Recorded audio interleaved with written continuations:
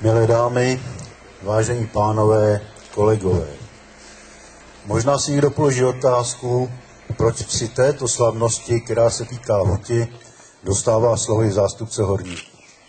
Pokusím se uvést na příkladě. Je dítě.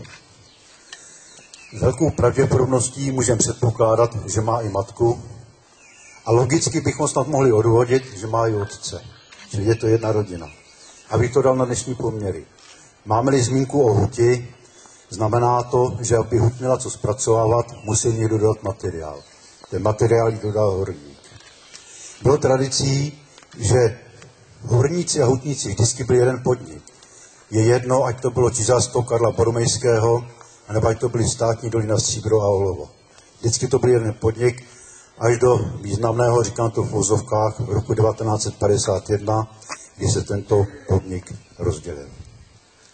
A jako v rodině slavíme vždycky úspěch i smutek každého jejího člena, to samé děláme i tady. Proto my horníci jsme s vámi zutníky.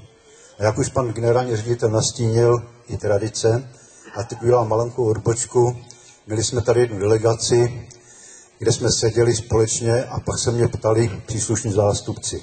A řekl bych, že je to bohužel důsledek této doby. Jak je možné, že v jedné místnosti sedí horník, hutník, středoškolský profesor, šéf úřadu, ředitel nějakého podniku, lékař, jak je to možné? A na naši odpověď, když jsme přece jedna rodina, jenom kroutili hlavami. To, abychom byli jedna rodina, a jsme jedna rodina, si přeji, abych to vydrželo ještě do dalších mnoha let, abychom vztahy, které mezi sebou máme, nedoznali újmy. Zdar Bohu.